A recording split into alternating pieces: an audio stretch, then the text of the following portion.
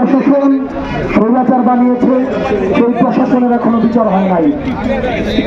যে সচিবালয়ে বসে বসে সচিবরা শেখ হাসিনাকে খুনি হাসিনা বানিয়েছে, তাদের বিচার হয় নাই। যে আইন শৃঙ্খলা বাহিনী গুম খুন হত্যার সাথে জড়িত ছিল, তাদের বিচার হয় নাই। অন্তর্বর্তীকালীন সরকারকে বলতে চাই, ট্রান্সফার কোন সমাধান নয়।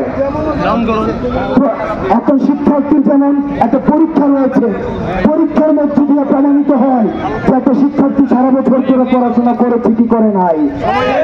একইভাবে এই অন্তর্বর্তীকালীন সরকারের পরীক্ষা হচ্ছে তারা যথাযথভাবে বিচার এবং সংস্কার করেছে কিনা।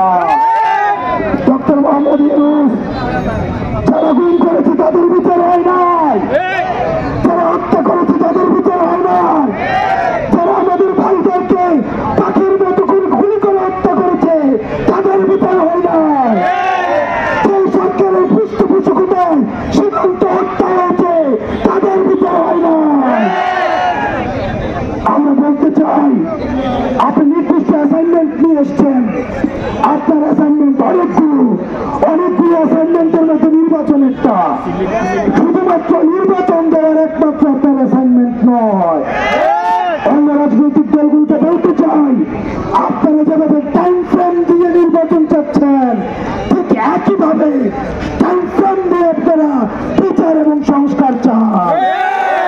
দুঃখজনক বিষয়, অনেক রাজনৈতিক দল শুধুমাত্র নির্বাচন বলছে, কিন্তু বিচার এবং সংস্কারে তাদের কোনো আগ্রহ নাই।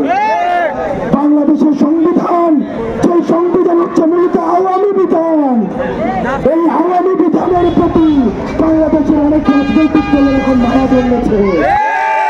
আমরা বলতে চাই, এই সংবিধান হচ্ছে আওয়ামী লীগের টেক্সট, এই সংবিধানের সংস্কার জরুরি। আমরা বলতে চাই, আপনাদেরকে সাথে নিয়ে 3 আগস্টে আমরা শহীদ মিনার থেকে আমরা আবার দ্বিতীয় বাংলাদেশে আমরা ঘোষণাপত্র পাঠাবো।